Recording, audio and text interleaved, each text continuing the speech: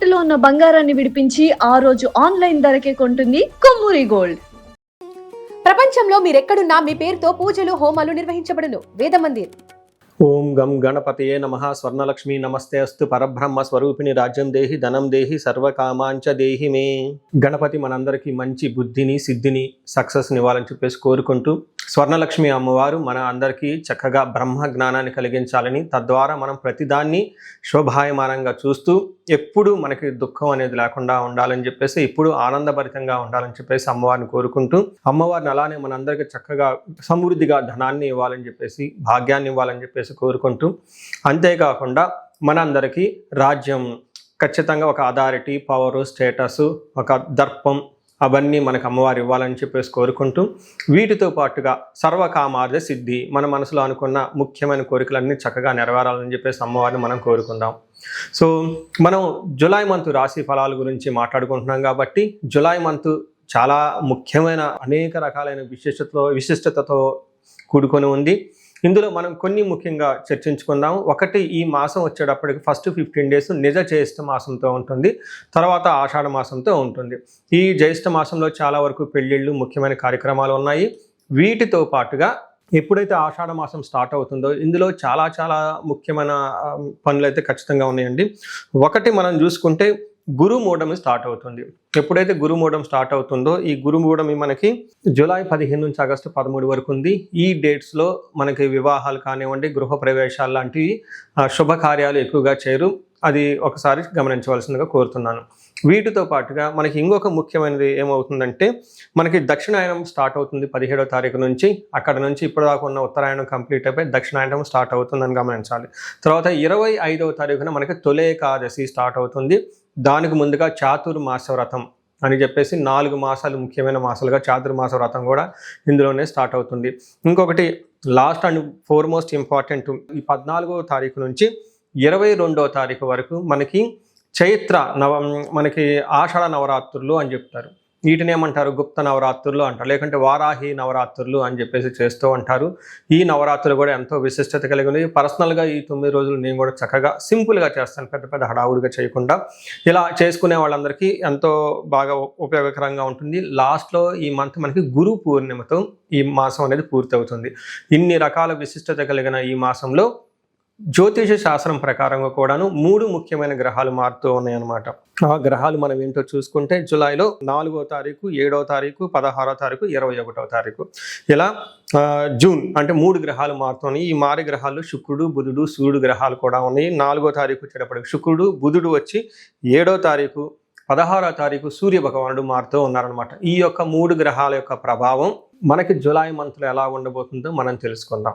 So మనం మిథున రాశి జూలై మంత్లో ఎలా ఉందో చూద్దాం. జూలై 2026 సంవత్సరంలో మిథున రాశి పరిస్థితి చూస్తే, ఈ రాశి వాళ్ళకి ఒక సాధారణంగా ఉండేది, అలా పెద్ద ఇబ్బందులు ఉండవు, అలా అని పెద్ద అవకాశాలు వచ్చి గ్రోత్ ఉండేది కూడా ఉండదని చెప్పుకోవచ్చు. కొంచెం నిదానంగా ఆలోచించి అన్ని పనులు చేసుకుంటే చాలా చక్కగా ఉంటుంది ఈ మాసం అంతా అని చెప్పుకోవచ్చు. ఇందులో ఉన్న నక్షత్రాలు చూస్తే మృగశిర 3, 4 పాదాలు, ఆరుద్ర 1, 2, 3, 4 పాదాలు, పునర్వసు 1, 2, 3 పాదాలంతా మనకి ఈ మిథున రాశిలో ఉంటారు. పేరు బలం బట్టి మనం చూసుకుంటే కా, కీ, కు, ఖం, జ్ఞ, కా, కే, కో, హా అన్న అక్షరాలు కూడా ఈ రాశిలో ఉంటారని గమనించాలి. మనం ముందుగా చెప్పుకున్న విధంగా గ్రహాలు ఏవైతే మారుతున్నాయో, ఈ గ్రహాల ద్వారా మనకి లఘు గోచారము, సూక్ష్మ గోచారం యొక్క కాన్సెప్ట్ ప్రకారం చూస్తే, చిన్న చిన్న మాటల్లో సంస్కృతంలో హోల్ మంత్ ఎలా ఉందో మనం చెప్పుకోవచ్చు. దాని ప్రకారం ఏంటంటే, ధనం వ్యాధ్యార్థి అర్ధక్షయం విభూధిం అని చెప్తారు. అంటే ధనం వచ్చే అవకాశం ఎక్కువగా ఉంటుంది, ధనం కోల్పోయే అవకాశం కూడా ఉంటుంది. అలానే వ్యాధ్యార్థి లైట్గా హెల్త్ కాంప్లికేషన్స్ ఉండే అవకాశం ఎక్కువగా ఉంటుంది. అర్ధక్షయం ధనాన్ని కోల్పోతూ ఉంటారు. విభూతి ఆల్రౌండ్ ప్రాస్పరిటీ ఉంటుంది. అంటే కొంచెం ఎక్కువగా కొంచెం అటు ఇటు ఉన్నా కానీ ఓవరాల్గా తటస్థంగా న్యూట్రల్గా ఉండే మాసం అని మీరు చెప్పుకోవచ్చు. మనకి ఒక్కొక్క గ్రహము ఇండివిజువల్గా ఎలాంటి రిజల్ట్ ఇస్తుంది, దాని యొక్క ప్రభావం ఏంటో మనం చూద్దాం. సూర్యుడు 2వ స్థానంలో ఉండటంతో ఇది అంత అనుకూలమైన పొజిషన్ కాదు అని గమనించాలి. మనకి సంస్కృతంలో జ్యోతిష శాస్త్రాల్లో ఏ ప్రకారం రాసి ఉన్నారంటే, హీనత్వం దుష్ట సంసర్గో మనస్తాప శిరోవెద నిష్ఫలం కృషి వాణిజ్యం విత్తరాశి గతో రవి అని చెప్తారు. అంటే 2వ స్థానంలో సూర్యుడు ఉండటం వల్ల ఏమవుతుంది, హీనత్వం అంటే వీళ్ళ స్టేటస్కి తగిన వాళ్ళతో కాకుండా తక్కువ ఉన్న క్యాడర్ వాళ్ళతో పని చేయాలి అని ఒక ఆలోచన వచ్చేస్తుంది. నీచ బుద్ధి కలిగి ఉంటారు. దుర్మార్గుల సహవాసం ఎక్కువగా ఉంటుంది. మనస్తాపానికి గురవుతూ ఉంటారు. అయ్యో ఇది నా స్టేటస్కి తగిన పని కాదు, నా కేటర్కి సంబంధించిన పని కాదు, ఎవరో చేయాల్సింది నేను చేస్తున్నాను, ఇలా ఫీల్ అయ్యే అవకాశం ఎక్కువగా ఉంటుంది. మనస్తాపానికి గురయ్యే అవకాశం ఉంటుంది. కృషి వాణిజ్యం నిష్ఫలం. ఈ టైంలో వ్యవసాయం చేసినా లేదంటే వ్యాపారం చేసినా అంతగా కలిసి రాదు అని మనకు చెప్తూ ఉంటారు. గొడవలయ్యే అవకాశం కూడా ఉంటుంది. అది మన సూర్యుడి వల్ల మనకి ఇలాంటి అనుకూలమైన ప్రతికూలమైన పరిస్థితులు ఉండే అవకాశం ఎక్కువగా ఉంటుంది. నెక్స్ట్ బుధుడు వీళ్ళకి 2వ స్థానంలో ఉండటంతో అగైన్ ధననాశనం అని చెప్తూ ఉంటారు. వివాదో దుష్ట సంసర్గో అంటే దుష్టుల యొక్క సవాసం పట్టి ధనాన్ని కోల్పోయే అవకాశం ఎక్కువ ఉందని గమనించుకోవాలి. నెక్స్ట్ 3వది మోస్ట్ ఇంపార్టెంట్, కుజుడు వీళ్ళకి 12వ స్థానంలో. కుజుడు ఉంటే ఏమవుతుందంటే ప్రవాసం వ్యాధి పీడాంశ బంధు వైరం ధనక్షణం దేహ పీడాంశ సంచారం ద్వాదశకే కుజ అంటారు. అంటే 12వ స్థానంలో ఎప్పుడైతే కుజుడు ఉంటారో విపరీతంగా ట్రావెల్ చేసే అవకాశం ఎక్కువగా ఉంటుంది, దూర ప్రయాణాలు చేసే అవకాశం ఎక్కువగా ఉంటుంది, ధనక్షయం జరుగుతూ ఉంటుందని చెప్తారు. అయితే వీళ్ళకి ధనం వచ్చే అవకాశం కూడా ఉంటుంది. ఇటు ధనం వస్తూనే ఉంటుంది, ఆ విధంగా ఛాలెంజెస్ కూడా ఉంటుంది. లాస్ట్ అండ్ మోస్ట్ ఇంపార్టెంట్, శుక్రుడు వీళ్ళకి 3వ స్థానంలో ఉండటం మంచి జరుగుతూ ఉంటుంది. ఇక్కడ కూడా మిక్స్డ్ రిజల్ట్ అని చెప్పుకోవాలి. ఒక రకంగా ఏం చెప్తారంటే వాణిజ్య ధననాశనం వ్యాపారం చేస్తే అందులో ధనం విషయంలో లాస్లు వస్తాయని చెప్పుకోవచ్చు. శత్రువృద్ధులు పెరుగుతూ ఉంటారు. గత జీవన రాహిత్యం అంటే ఇంతకుముందులాగా లైఫ్ అనేది హ్యాపీగా లగ్జరీగా ఉండదు, ఇబ్బందులతో ఉంటుందని చెప్తూ ఉంటారు. బట్ ఒక రకంగా మళ్ళీ అగైన్ సేమ్ శుక్రుడు ప్లేజర్స్, లవ్, తర్వాత రొమాన్స్ ఇట్లాంటి విషయాల్లో బాగా సపోర్ట్ ఇస్తున్నారని గమనించాలి. సో ఏ ప్రకారంగా చూసుకున్నా ఈ రాశి వాళ్ళకి మిక్స్డ్గా ఉంటుంది. కొంచెం డిసిప్లైన్డ్గా ఉంటే ఇంటర్పర్సనల్ స్కిల్స్ చక్కగా మెయింటైన్ చేస్తే ఈ మాసం అంతా మీకు స్మూత్గా వెళ్ళిపోతుంది. ఎలాంటి ఒడిదుడుకులు మీరు పెద్ద ఫేస్ చేయని అవసరం లేదని గమనించాలి. అయితే నక్షత్రాల ప్రకారం చూసుకుంటే ఇందులో మృగశిర, ఆరుద్ర, పునర్వసు 3 నక్షత్రాలు ఉంటాయని మనం ముందుగానే చెప్పుకున్నాం. ఇందులో నక్షత్రం ప్రకారం చూసుకుంటే బాగుంది, చాలా వెరీ ఇంట్రెస్టింగ్గా ఉంది. ఈ మంత్ వీళ్ళకి రాశి ప్రకారం చూసుకుంటే అంత అనుకూలంగా లేకపోయినా నక్షత్రాల ప్రకారం చాలా చక్కగా ఉంది ఈ రాశి వాళ్ళకి. ఇందులో మృగశిర వాళ్ళకి ఐశ్వర్యవంతంగా ఉంటుంది, ధనలాభం ఉంటుంది, విదేశ గమనం అంటే ఫారిన్ వెళ్ళి వచ్చే అవకాశం కూడా ఎక్కువగా ఉంటుంది ఈ రాశి వాళ్ళకి. అయితే నెగిటివ్ సైడ్లో ఎలా ఉంటుందంటే భయము మరణతుల్యము అని చెప్తారు. అంటే అనుకున్న పనుల్లో ఎక్కడో ఆటంకాలు రావటం, తద్వారా మీరు కన్ఫ్యూజ్ అయ్యి భయం కలిపే పరిస్థితులు ఎక్కువగా ఉంటాయని గమనించుకోవాలి. అలానే పునర్వసు నక్షత్రం వాళ్ళు చూసుకుంటే విదేశాగమనం, ఫారిన్ వెళ్ళే అవకాశం, ఫారిన్లో ఉన్న వాళ్ళ ద్వారా లాభం ఉంటుంది, సంపదలు బాగుంటాయి, ధనలాభం ఉంటుంది, మృష్టాన్నం బాగుంటారు, క్షేమంగా ఉంటారు, ఐశ్వర్యవంతంగా ఉంటారు. పునర్వసు వాళ్ళకి యాక్చువల్గా చెప్పాలంటే చాలా బాగుందని చెప్పుకోవచ్చు.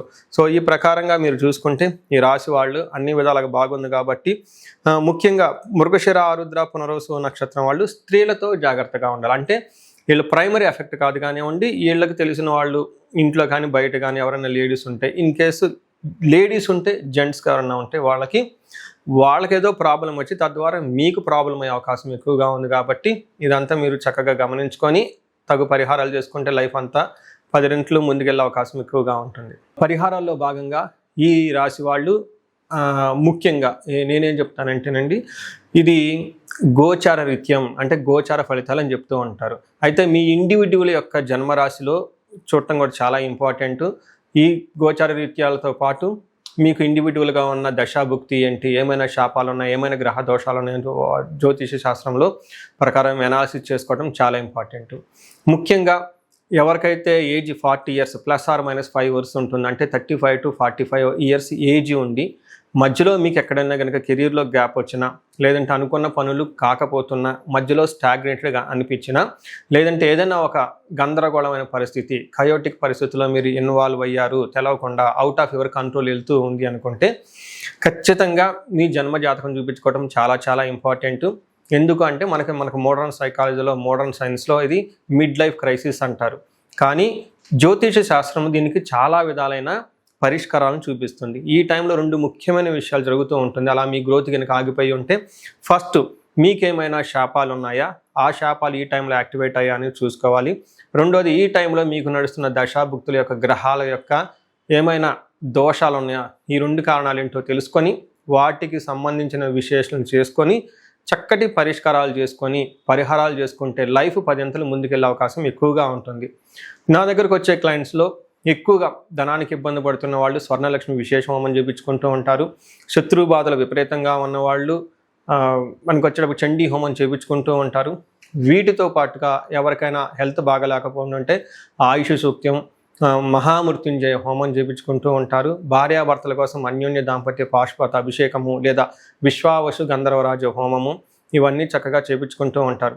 ఎలాంటి పరిస్థితులు మీకున్నా, ఎలాంటి సమస్యలు మీకున్నా, లేదంటే ఎలాంటి క్లారిఫికేషన్ మీకు కావాలనుకున్నా కానీ, ఫ్యూచర్ గురించి ప్లాన్స్లో కన్ఫ్యూజన్ ఉన్నా కానీ ఒక్కసారి మీ జన్మ జాతకం చూపించుకొని ఆ జాతకంలో ఏ ప్రకారంగా ఉందని తెలుసుకొని చక్కటి పరిష్కారాలు చేసుకుంటే లైఫ్ అనేది 10 రెట్లు ముందుకెళ్ళే అవకాశం ఉంటుంది. మీ అందరికి అష్టైశ్వర్యాలు కలగాలని, భోగభాగ్యాలు కలగాలని చెప్పేసి నేను కోరుకుంటున్నాను.